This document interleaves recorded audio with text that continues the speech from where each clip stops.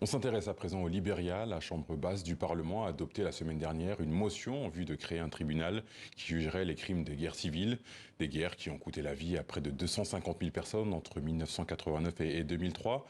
Et justement, à Paris se tient en appel le procès de l'ex-commandant rebelle Kounti Camara, qui a été condamné à la prison à perpétuité en première instance pour actes de barbarie et complicité de crimes contre l'humanité. On en parle avec Christophe Néjon, réalisateur d'un documentaire sur la guerre civile au Libéria et auteur du roman Kalash Mambo, qui raconte l'histoire d'un enfant soldat prêt à tout pour se venger. Bonsoir Christophe Néjon. Première question, Bonsoir. d'où vient votre intérêt pour le Libéria?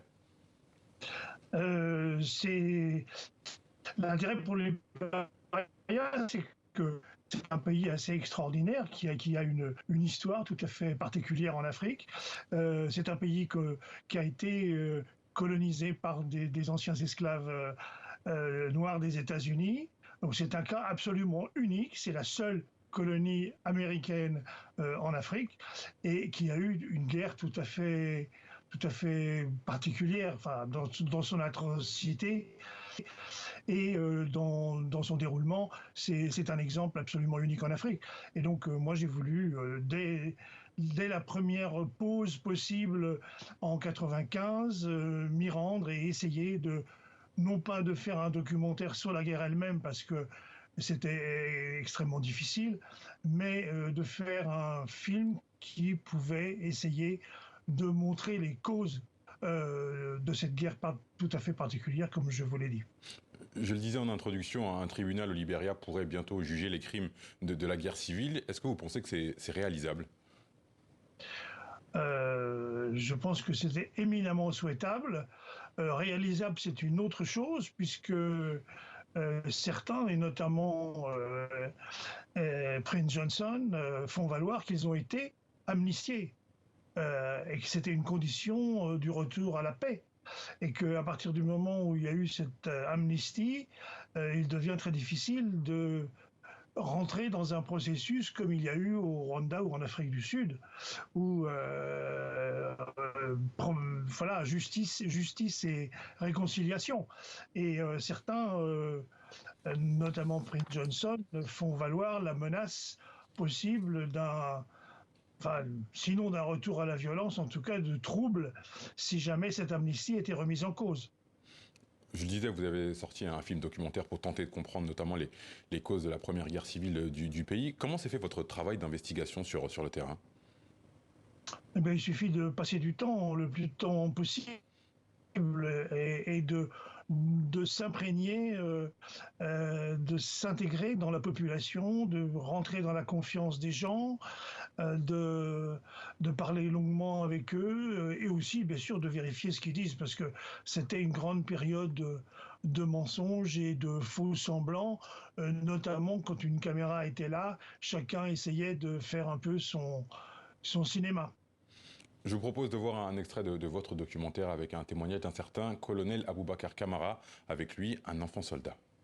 See, this man sometimes he go in the bush, he kill some people, and he can take out some people heart. You know, sometimes he can kill me to take out the people in the eyeball, you know. And then he can go and give it to the boss man. The boss man can, you know. The heart, after I get Le cœur, everything set, quand je l'ai, take it to the base. je le porte au général Poivre et Sel. Then he will run the last, he will get the last order. C'est lui qui Voilà, it prendra should la be dernière kept or décision. what it should be. Il donnera les derniers ordres. Si on doit le garder ou You si know, on doit... anything should be done with it, then I can be Vous savez, done si later. on doit faire quoi que ce soit qui peut se faire plus tard. En quoi ce témoignage est si important pour vous? Bah, il est important parce qu'il y a très peu de témoignages directs. Il y a beaucoup de témoignages, et on le voit au procès, de victimes, mais de témoignages d'acteurs qui ont fait ces horreurs-là, à ma connaissance, il n'y en a pas d'autres. Donc ce témoignage qui a été présenté au procès montre au moins que ces choses-là ont eu lieu et qu'elles ont été reconnues par certains qui les ont perpétrées. Vous faites partie des 27 personnes qui ont témoigné lors du procès de Kunti Kamara à Paris. Vous êtes intervenu comme un expert. Vous retenez quoi de ce procès? C'est très difficile parce que je suis intervenu le deuxième jour. Je n'avais pas eu droit, comme n'importe quel témoin, à assister au début du procès. Donc moi, pendant 3 heures, j'étais là à raconter ce que je suis en train de vous raconter maintenant, et avec beaucoup plus de détails. Mais je n'ai vu ni la suite, ni le début. Donc tout ce que je peux dire, c'est que mon investigation aujourd'hui, elle a laissé une trace importante puisqu'elle est écrite maintenant dans mon roman Kalash Mambo, où le témoignage de cet enfant soldat que vous avez vu à l'écran, ainsi que le témoignage de son colonel, mais aussi de bien d'autres acteurs, sont repris, même si c'est un roman, sont repris dans leur quasi-intégralité, dans leur authenticité en tout cas. Après, le romancier fait le travail de mise en scène de tout cela, raconte ce qu'il a vu, ce qu'il a vécu, mais ça reste un roman qui est un témoignage, et je pense le seul témoignage en langue française sur cette période. Justement, pour revenir à votre roman qui est inspiré de faits et de personnages réels, vous abordez à travers Mo, le personnage principal, le sujet de l'enfant soldat. Et en fil rouge, il y a cette fameuse question du mobile de tous ces crimes et de toutes ces horreurs.